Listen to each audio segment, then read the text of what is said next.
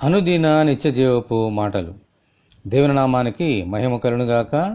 దేని వాక్యాన్ని చదువుకుందాము. దీనుడైన సహోదరుడు తనకు కలిగిన ఉన్నత దశయందు అతిశయింపవలను. ధనవంతుడైన సహోదరుడు తనకు కలిగిన దీనదశయందు అతిశయింపవలను.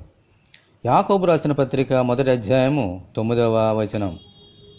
దీనుడైన సహోదరుడు తన దీనస్థితి నుండి ఉన్నత స్థితిలోనికి వచ్చినప్పుడు దేవునిందు మాత్రమే అతిశయించాలి.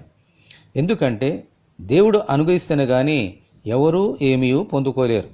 అందుచేత ఆ ఉన్నత స్థితిని బట్టి అతిశయించక ఆ స్థితిని అనుగ్రహించిన దేవునిందు మాత్రమే అతిశయించాలి. తన యందు తాను అతిశయించినప్పుడు గర్వము వస్తుంది.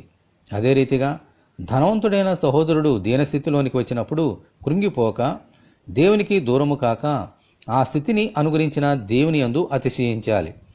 అటువంటి వ్యక్తిని తిరిగి పూర్వస్థితికి తీసుకుని వచ్చుట దేవునికి అసాధ్యము కాదు. ఆమేన్, హల్లెలూయా. కాబట్టి మనము ఏ స్థితిలో ఉన్నా ఆ స్థితిని బట్టియే దేవుని మహిమపరచాలి. దేవునికి స్తోత్రము కలుగునుగాక. ఆమేన్. ఇటువంటి కృప కొరకు మనమందరము దేవుని వేడుకుందాము. మా ఎడల సమస్తమును మీ చిత్త ప్రకారము జరిగించుచున్న ప్రభువా, మీకు వందనములు.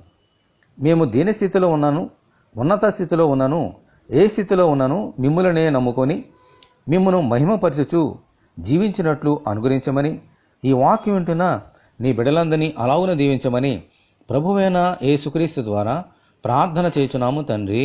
ఆమేన్. తండ్రి అయిన దేవుని నుండి మన ప్రభువైన క్రీస్తు నుండి కృపయు కనికరమును సమాధానమును మనకు కలుగునుగాక. ఆమేన్. పరిశుద్ధ దేవుని మందిరం.